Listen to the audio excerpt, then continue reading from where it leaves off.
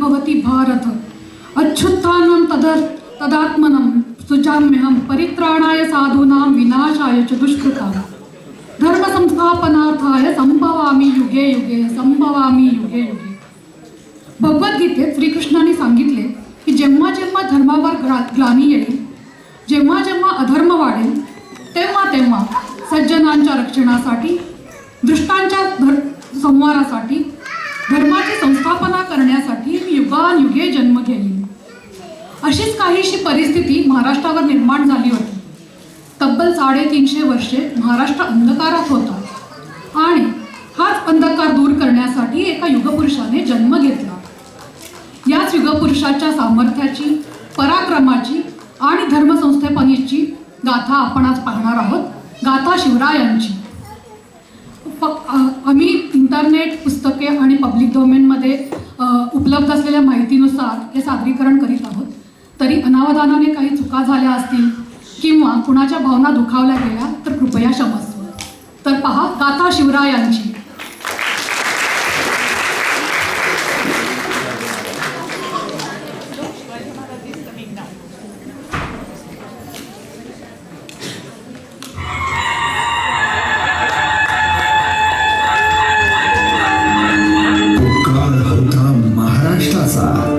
गजांत लक्ष्मीच्या वैभवात नांदण्याचा, उदंड ऐश्वर्य उपभोगण्याचा महाराष्ट्र असा सुखाने नांदत असतानाच एका दुष्ट कालयवनाची वक्रदृष्टी महाराष्ट्रावर पडली. महाराष्ट्र परकीय स्वाऱ्यांच्या हट्टाचे खाली फेडला जात होता. अपहरण, अपमान, जुलूम, जबरदस्ती, मारहाणी, कपाकापी, लुटालूट, गुळे गुळे, धनधान्य, स्त्रिया सगळ्यांची लुटालूट, मंदिरांची तोडफोड हाच होता. अंतःकरणात असंतोष ढुंचत होता.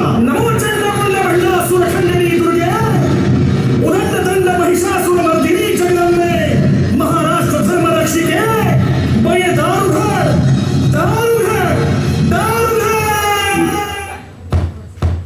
सरते शेवटी देवानं गारण ऐकलंच. शालिवन शके 1551 शुक्ल नाम संवत्सर उत्तरायण शिशिर ऋतू फाल्गुन मध्य तृतीयेला सायंकाळी शुभ लग्न उदित असता कलियुगातील नरसिंहाचा, ग्रहमंडलातील सूर्याचा, नक्षत्रातील ध्रुवाचा, या सम छत्रपती शिवरायांचा शिवनेरीवर जन्म झाला.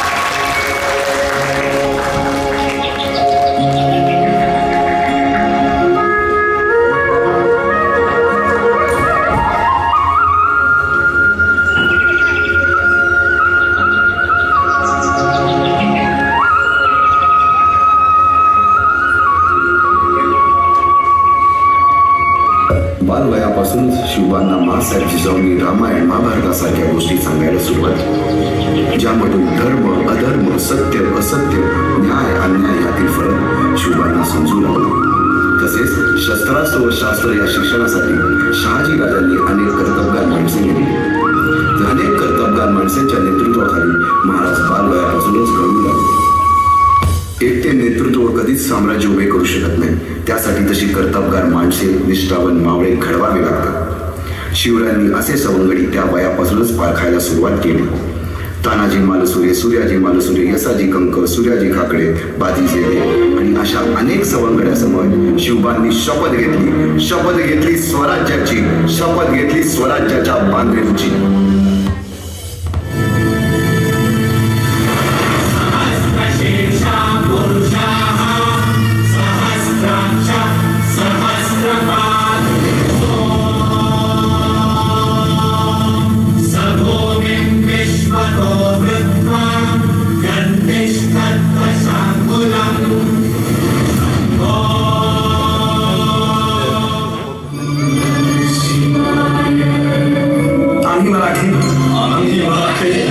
यवनांची पीडा नष्ट करण्यासाठी हिंदवी स्वराज्य स्थापन करीत आहोत. स्वकीय व परकीय शत्रूंचे उच्चाटन करण्यासाठी स्वराज्य स्थापना करीत आहोत. त्यात तू आम्हास यश दे. हे राज्य व्हावे ही तर श्रींची इच्छा. हर हर महादेव, हर हर महादेव, हर हर महादेव.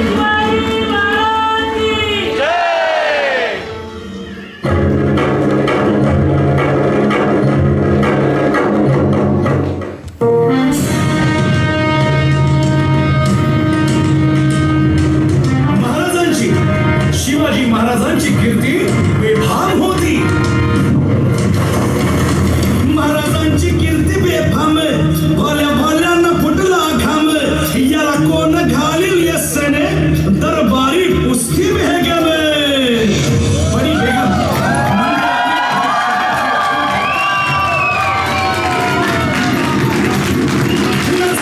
तिच्या अंगार, दरबार झाला गपगार. कुणी घेईना पुढाकार, साऱ्यांनीच मानली हार. 2 साल हो गए शिवाजी ने जावली पर कब्जा किया है. आए दिन रोज एक बुरी खबर लेकर हमारे वजीर आलम अपना मनहूस चेहरा दिखाते हैं. अगर ऐसा ही चलता रहा तो एक दिन ये बीजापुर भी शिवाजी के हाथ में चला जाएगा. है कोई सूरमा जो उस नामाकुल शिवा को हमारे कदमों में लाकर पटक सके? लागत है. क्या इस पूरे दरबार में कोई मर्द बचा नहीं? इतक्यात अचानक एक सरदार उठला, बोलला, हम हैं जिल्लेलाही.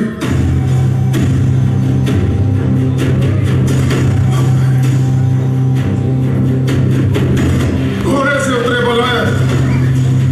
मैं अफजल खान मोहम्मद शाही शिवा को आपके सामने लाऊंगा, जिंदा या मुर्दा. आणि त्यानं विडा उचलला.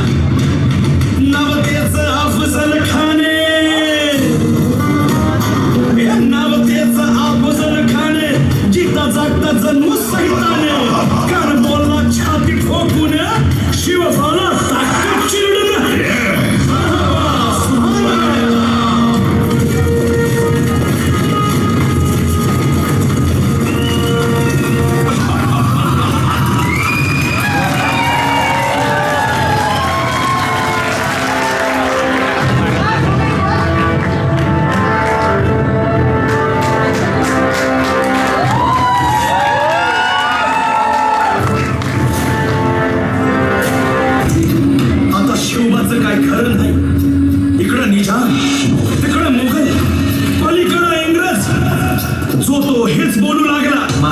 जीव मोलाचा आहे.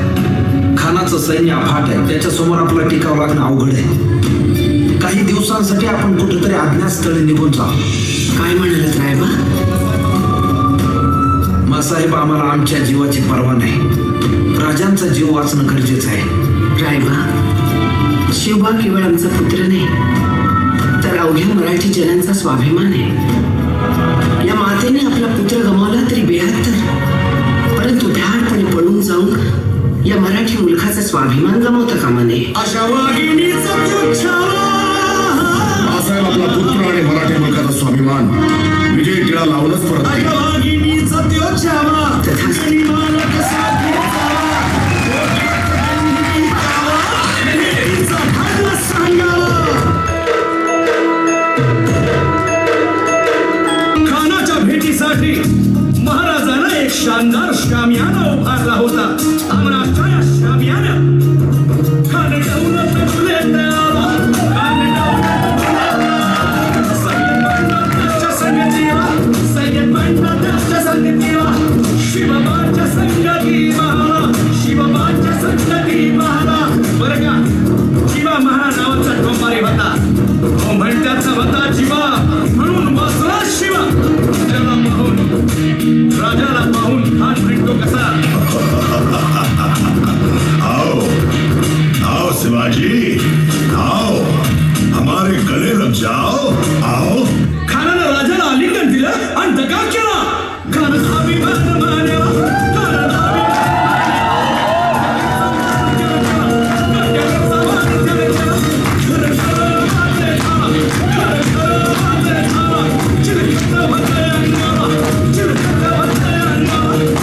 खानाचा इतक्यात महाराजानं पोटामध्ये दुष्पट केला.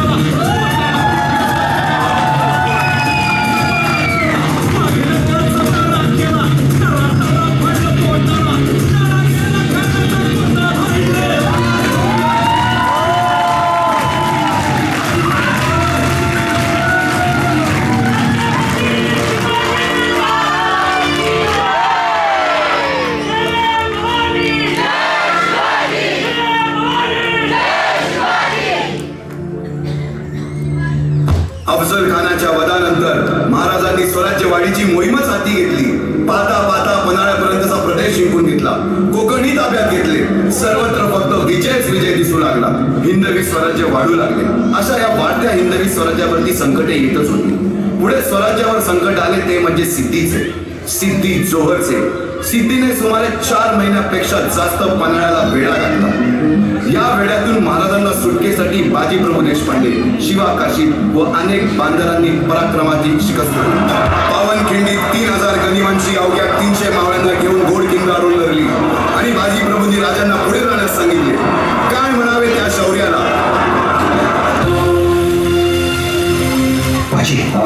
माझी झुंज ही द्यावीच लागणार. पाठीमागा गनिमा आणि पुढेही गनिमच. त्यापेक्षा पाठलाग करणाऱ्या गनिमाला इथं घोडखिंडीतच ठोकू. महाराज, गनिमाचं बळ लई आहे. असू द्यात बाजी, तुमच्या सगळ्यांच्या संशयावर आमचा विश्वास आहे.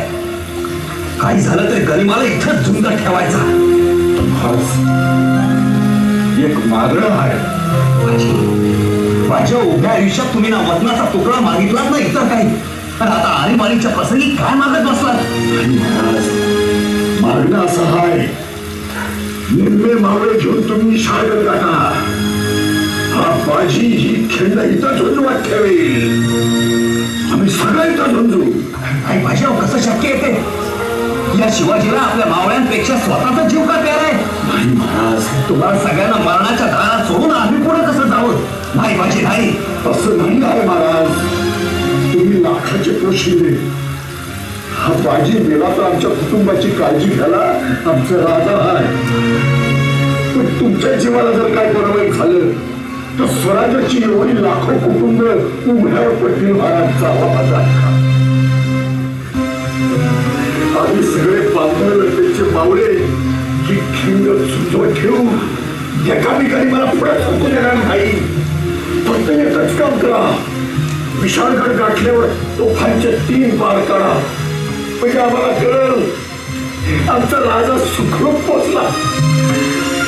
चला तुमचा राजा, मी तुमच्या पाया पडतो. राजा, गुजरा. परशुराम जा.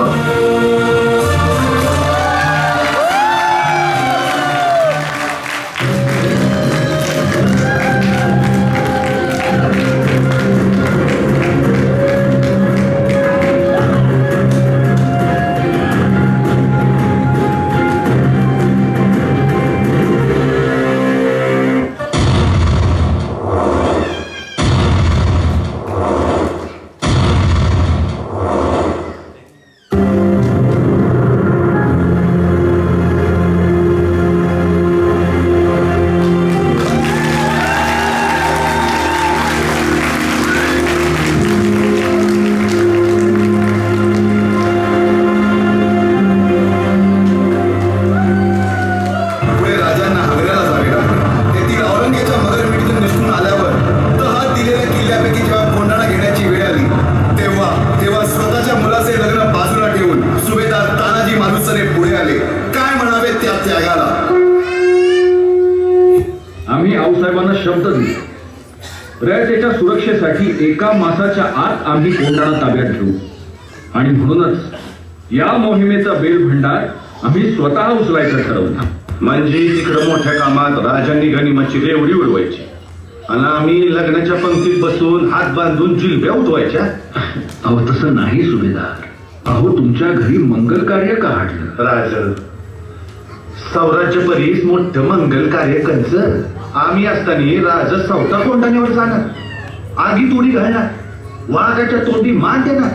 अहो मग आमचं उपयोग काय? ते काय नाही. कोंढाणा घेतल्या बिगर माझ्या घरातलं मंगल कार्य होणार नाही. कोंढाण्याचं पान म्याच उचलणार.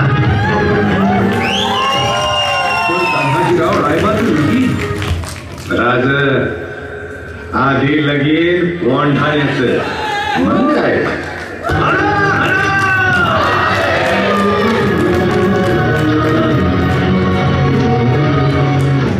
अशा या स्वराज्याच्या यज्ञकुंडात अनेक महावीरांनी शौर्याची, निष्ठेची, त्यागाची संहिता धारण करून आहुती दिली. अशा कित्येक महावीरांनी पराक्रमाची पराकाष्ठा करत स्वराज्याचे एक एक दगड, चिऱ्या, पायऱ्या बसवल्या, घडवल्या.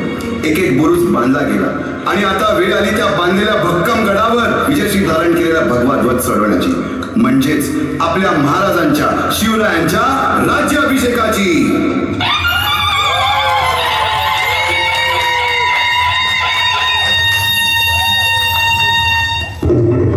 काका भट्ट रायगडावर दाखल झाले. महाराष्ट्राचं हे रामराज्य आणि या हिंदवी स्वराज्याची ही अयोध्या पाहून गागा भट्टांचं अंतःकरण आषाढातल्या आकाशासारखं गैरभरून आलं. ते महाराजांना म्हणाले, महाराज, स्वराज्याचं रूप पाहून मी धन्य धन्य झालो. तुम्ही धर्मसंस्थापना केली, ममतेचं, समतेचं, सुखाचं धर्मराज्य निर्माण केलं. भविष्य पुराण उशाशी घेऊन गाढ झोपलेल्या या बेसावत लोकांना जागत केलं. भगवद्गीता तुम्ही आचरली, शून्यातून तुम्ही ब्रह्मांड निर्माण केले. लक्ष लक्ष घोडा, पायदळ, आरमार, गडकोट उभे केले. तरी तुम्हा सिंहासन नाही, मस्तकी छत्रछावणी नाही. ये कैसे? आम्ही सारे करंटे लोक तुम्हाला केवळ राज्यकर्ता मानत, पण सिंहासनाधीश्वर राजे म्हणून आम्ही त्या बादशहांना दंडवत घालीत राहतो. सुवर्ण सिंहासनावर राज्याभिषेक झाल्याशिवाय जगी तुम्हाला राजा म्हणून मान्यता देणार नाही. म्हणून हा राज्य संस्कार तुम्हाला झालाच पाहिजे.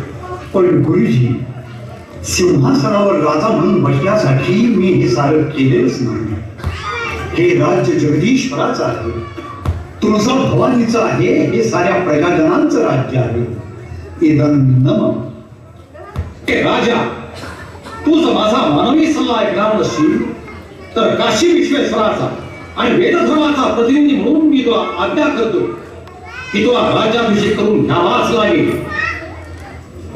शिवा, या हिंदवी स्वराज्याच्या चिरंतन कल्याणासाठी तुम्हाला कर्तव्य म्हणून छत्रपती झालंच पाहिजे. राजे, तुम्ही माझ्या साऱ्या इच्छा पुरवल्या. हीही माझी शेवटची इच्छा पूर्ण करा. हिंदवी स्वराज्याचं छत्र चामरांकित सोन्याचं सिंहासन मला डोळे भरून पाहू द्या. माझ्या आयुष्याच्या व्रताची सांगता तुमच्या राज्याभिषेकातच आहे शिवा. आणि अखेर महाराजांनी मान्यता दिली, राज्याभिषेक ठरला.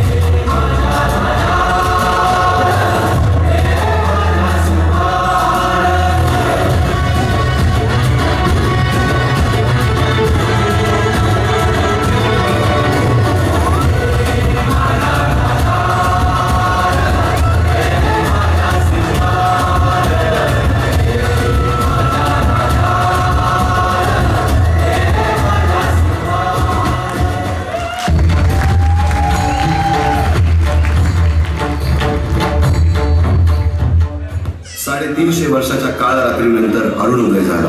भगवंतांनी दिलेला शब्द खरा झाला. हिंदवी स्वराज्य स्थापन करणारा, यवनांची पीडा नष्ट करणारा जाणता राजा राज्याभिषेकासाठी सज्ज झाला.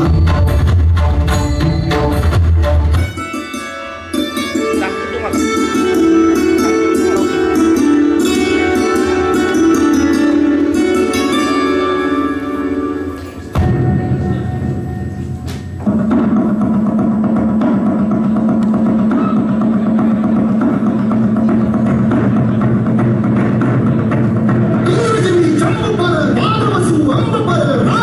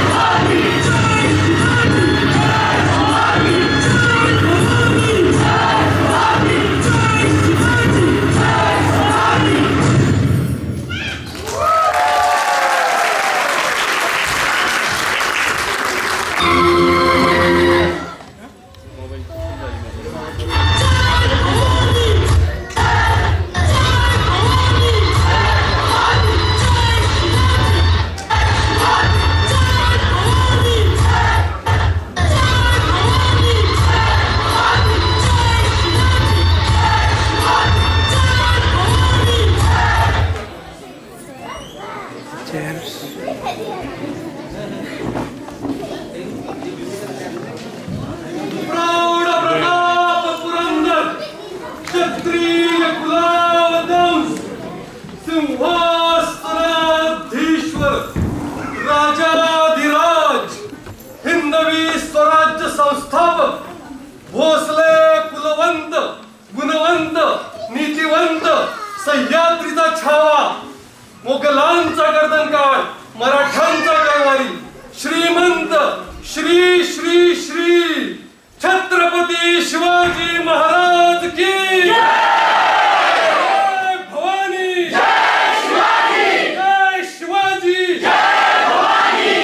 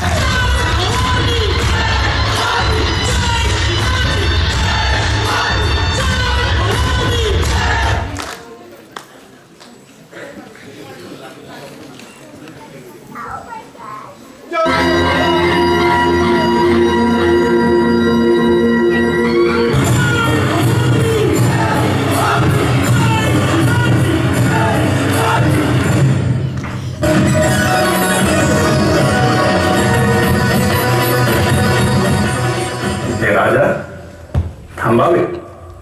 या सिंहासनाच्या पायऱ्या चढण्यापूर्वी तुम्हाला शपथ घ्यावी लागेल. सप्त स्वर्गात निवास करणाऱ्या देवतांनो ऐका. सप्त पाताळात भ्रमण करणाऱ्या अशुभांनो याद राखा.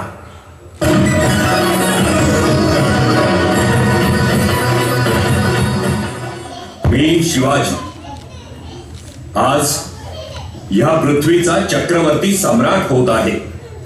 पृथ्वीवर संचार करणाऱ्या सर्व अमंगळ नरपशूंचा नायनाट करण्यासाठी मी परमात्म्याशी वचनबद्ध होत आहे. मी भूपती, ही भूमी माझी पत्नी आणि रयत माझी लेकरे. म्हणून मी रयतेचा पित्याच्या मायेने प्रतिपाळ करेन. माझे शासन हे निपक्षपाती आणि विनयशील असेल. स्वर्गीचा आनंद पृथ्वीवर नांदावा म्हणून हे राज्य व्हावे ही श्रींची इच्छा होती. मी मजवर सत्तेला आरूढ होऊ देणार नाही. किंबहुना आईच्या मायेने मी मातृमुखी सत्तेचा निर्वाह करेन.